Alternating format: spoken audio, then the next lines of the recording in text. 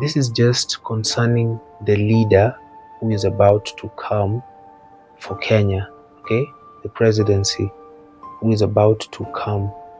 And so when it comes to prophecy, you can only judge prophecy by the likelihood that it shall come to pass, okay? So when a prophecy is declared, the only way that you know it's from God is if it comes to pass.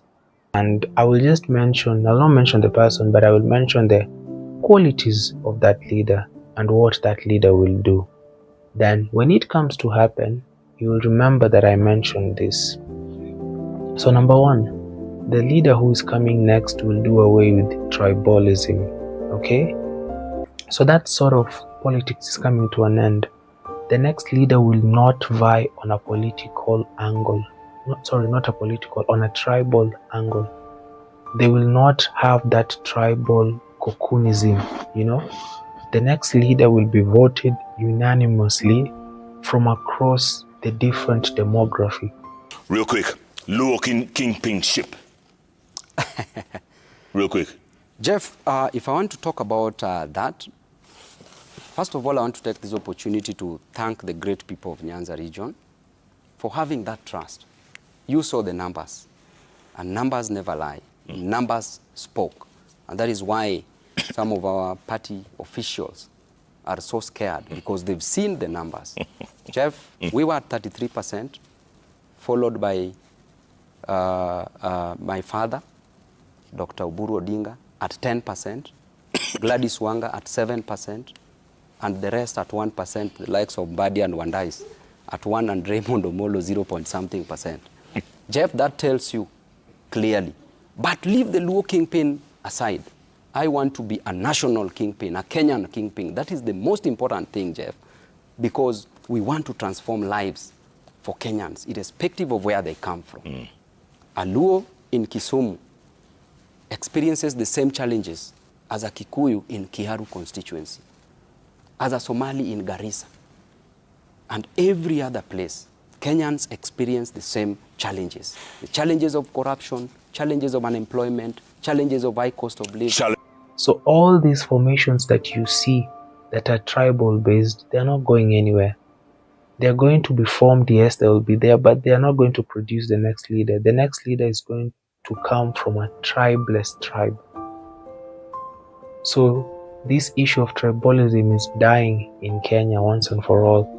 And the person who is coming next is going to ensure that tribalism will not prevail in this country.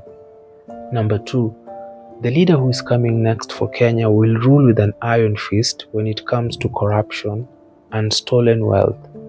He or she will not condone theft, and those stolen either will return what is stolen or be jailed. So the person that is coming next will not condone corruption. They are going to jail thieves. If you are found to have stolen, if you are found to have wealth that is public resource or is gotten from the public coffers, so you either return it or you're going to be jailed. So this person will not tolerate corruption. The other point, which we have to be very clear on, is governance and corruption. Singapore, in the year 1980s, they had a program around housing. And the Minister for Housing took some money from somebody. And he was being searched by the equivalent of EACC. And because Lee Kuan Yew was his friend, he decided to call him. Hey, my friend, I'm in this kind of problem. Can I come see you? Can I come see you, yes. Lee Kuan Yew told him, Marizana na EACC, mimi siendi pahali utaniona. Utaniona tu. The guy committed suicide. What am I trying to say? Jeff, and I'm talking this because I know for sure it is important. We have to root the diversion that happens around taking public resources and benefiting from policies when especially we are in governance. Because corruption is not just about kitu kidogo. The biggest level of corruption is the one that distorts economic incentives. Yeah. This is what I mean. In not just Kenya, most of the countries in the global south, you realize as a young man, If I just gain power, I get money in between. If you go to those countries, there is a clear demarcation. So what happens? Even the person who should be an entrepreneur, the biggest resource in entrepreneurship becomes power. Yeah. And that is not how an economy can grow to the level we want to go into. Number 3, the next leader will promote justice among the people of Kenya.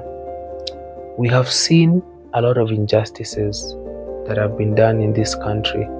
Land injustices, political violence, police brutality. So this leader is going to address the injustices in this country. And you're going to see compensation for victims. You're going to see there will be cases that will start to be looked at, especially when it comes to police violence. Okay? So there's going to be a sense of justice that will be ministered to the people of Kenya for those who have been crying about injustice for the longest time. Simple things, Jeff. Then the last one is the political pillar, where we were talking about the justice system, reforms in the justice system. We were to talk about the reforms in the electoral process to give us proper leadership, not what we have now. We were to talk about the management of the political parties so that we don't have the problems we are experiencing with my brother Ndindi Nyoro today. Yep. Then, Jeff, before all that, we were advised that there were basic things that ought to have been done first before we implemented the 3 pillars, the economic, the political, and the social pillars. And they were simple. Number 1, the security of a state. That in the security, we were supposed to have proper police reforms. My brother and I will tell you today that we don't have a police service. We have a police force up to date. The defense was supposed to be so stable to handle terrorism so that there's stable security. Yeah. Not a nation that abducts her children where tourists will be scared of coming to invest here. Because the other day at Thika Law Courts, you charge over 50 Gen Zs with terrorism charges. Yeah. You call them terrorists. How can a tourist, how can an investor come to invest in this nation that is full of, in quotes, terrorists? Number 4, this leader will promote universal education. All privilege of funds in the education sector will be sealed, and one pool will be established to create a free education system. So this leader will establish a national basket, for education, such that all funds that relate to education will be focused on that basket. And within that basket, it will be able to cater for free primary education, free secondary education, and probably give affordable education for the university level. I'll be brief, but let me give you why we do it. Because it's deliberate. For Kenya to grow, and as I keep talking about it in this show, education has to be at the center of it. Jeff, when it comes to bursaries, the reason why I focus on education so much is because I'm a product of education. Were it not for education, Jeff, I would have never come to Nairobi. I came to Nairobi in the year 2007. For education, were it not for education, I would have never been a student leader. Were it not for education, I would have never been a member of parliament. Jeff, the same opportunity that I was given while I was in primary school, while I was in secondary school, while I was at the university, is the same opportunity that I wake up every single day in the morning to give to a child, to put a smile on the face of that child. I demonstrated yesterday, Jeff, that there are some things collectively we can do as leaders, myself and the other members of parliament, that can actually go a long haul when it comes to alleviating the issues that are there in our education sector. And I'll go direct, and especially to the senior secondary schools, and the solution we can provide, not just talking, but actually together provide. The current enrollment in our senior secondary schools is maybe around 3.2 million learners. And what we need to do, Jeff, is to provide, together all of us, just around 30 billion shillings to make education in our basic institution of basic education And just citing senior secondary as an example to make it totally free and totally free. Okay. Even as we are talking, Jeff, there are some things that must not wait for any election cycle to be made an election material. Yes, yes. And I want me and all my colleagues, there is something we have to put behind us. That is providing totally free basic education to Kenyans. And I was trying to give the way Kibaki wanted it. Yes, and I'm trying to give an example of senior secondary school in 1 minute. We need around 30 billion shillings to make all our day schools free and totally free, including lunch program, because that is the kind of fees. All you need is 30 billion. We need 30 billion as a country. And my proposal is this way, Jeff, because I believe it's doable now, because great ideas must not be postponed. No. CDF, currently we have a budget of 58 billion nationally. So Kiharu, for example, now is receiving 202 million shillings. So every constituency is receiving an average of 200 million shillings. We can collectively, as colleagues, actually say that, or come up with a conclusion, we need to give up 10 billion shillings to go into a kitty. We may call day school, we may call it day school kitty. Our governors also give bursaries, including to day scholars. They can contribute another 10 billion shillings to that kitty. Makes it 20. The national government may stop the renovations we keep on doing every year. They also donate only 10 billion. There's 30. 30. That's 30. So that the other problems we may end up dealing with as a member of parliament is now bursaries to borders and those in colleges and the rest. Okay. Because if we don't provide basic education totally free, we are alienating so many people out of a system that should work for everyone. Gentlemen. So this foolishness of every elected member dishing out bursaries just for popularity is going to end. And education is going to become free or cheap for the local person. So you're going to see a unification of all the funds that relate to education. Number 5, this leader will promote youth creativity and will enhance the youth agenda with understanding. He or she will understand the youth. The very last one is human capital development. From the US, from the UK in terms of growth, actually from way back, you know, there is a time Netherlands was a superpower in the world. From Netherlands to the UK, to the US, coming to the Asian tigers, including China, you realize one critical element. In all economic models of those ones, practical examples, and even theoretically, human capital development is the most important resource that you have to work on when you're talking about growing an economy, not in a normal pace, astronomically. We needed to solve such issues. We needed to talk about what my brother has talked about, the human capital development, matter skills. We train our people in matter skills so that we can have better masons, we can have better plumbers, we can have better engineers, training of people properly to achieve this. But Jeff, we run away from all that, then we come and tell you that, you know, it was bottom up. We ran away from the blueprint, we said bottom up. That bottom up promised a mama mboga to graduate from a kiosk into owning a supermarket. Yeah. From a boda rider riding a boda to owning a matatu. Not done yet, still in abeyance, suspended. Right now, we are talking about going to Singapore. We cannot go to Singapore, Jeff, if we can't provide the basics to a common human being in Kenya.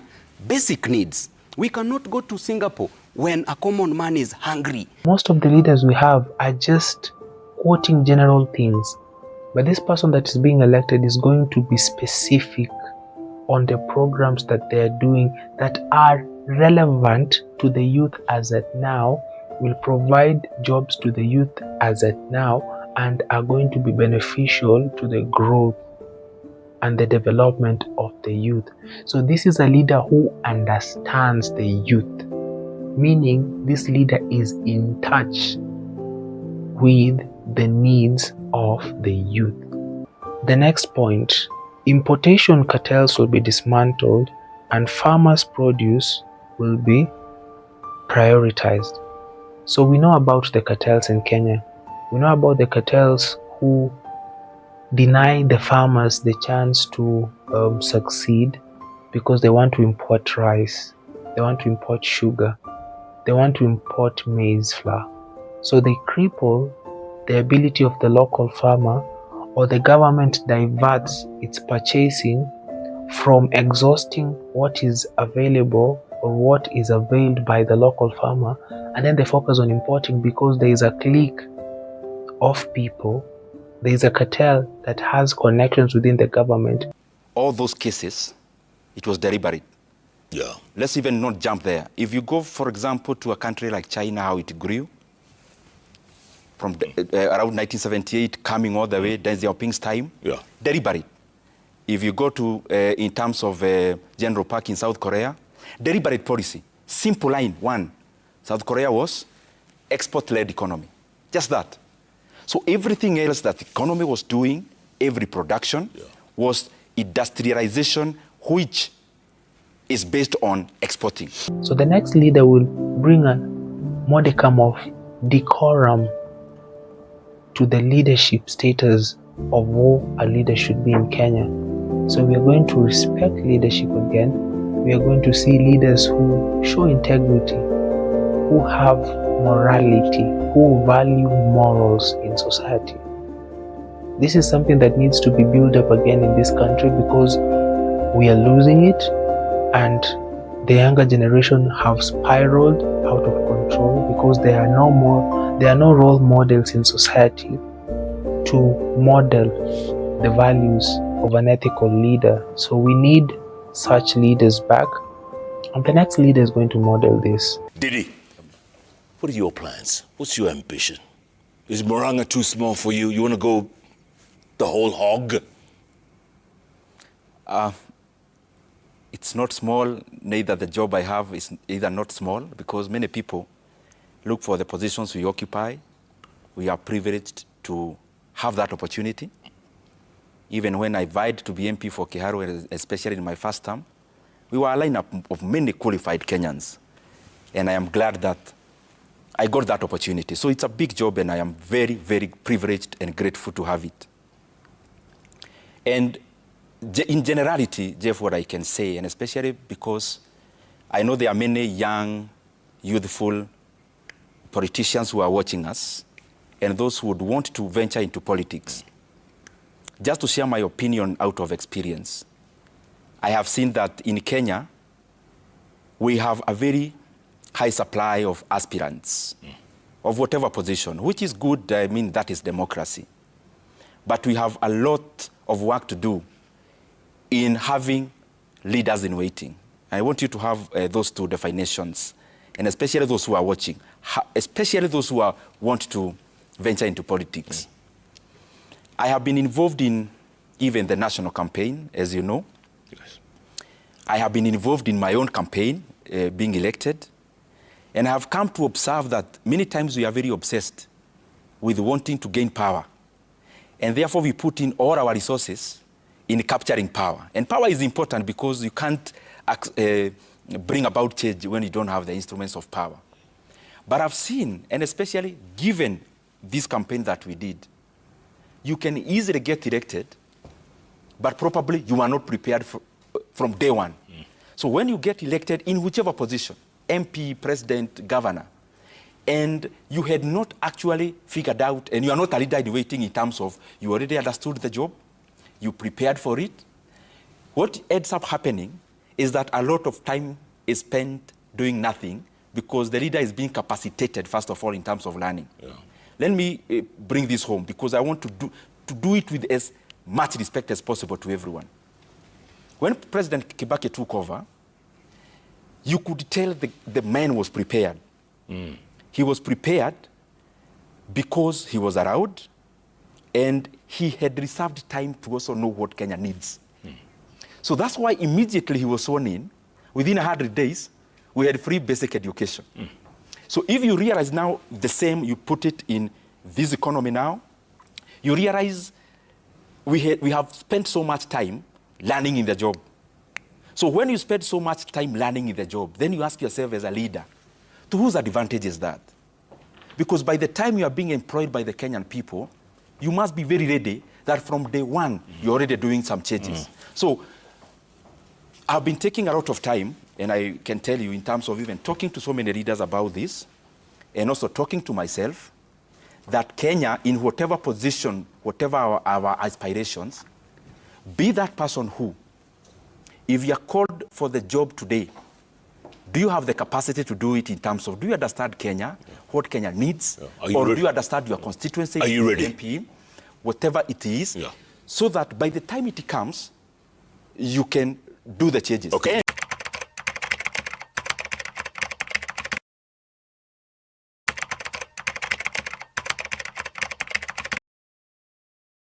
But again, I will leave a window because I received around 9,000 messages, inbox. 9 million, not 9,000, 9 million, telling me to go for president. Then 8.9 telling me to go for governor. Then 5 million telling me that I tell Ndindi to be my deputy. Or, but you've seen even messages, they're saying between Ndindi and Babu. Yes. Ndindi can be president, Babu can be deputy. Exactly. Babu can be president, Ndindi can be deputy. But Correct. by the end of the day, there's still a window. There's a window. We can decide. And if we decide because we are two great leaders, with number one, intellect, the qualities required, both of us, we have it. Number two, political acumen. Number three, we have the passion and energy to work for the people. And you have youth on your side. The youthful vote. Oh my. Oh my.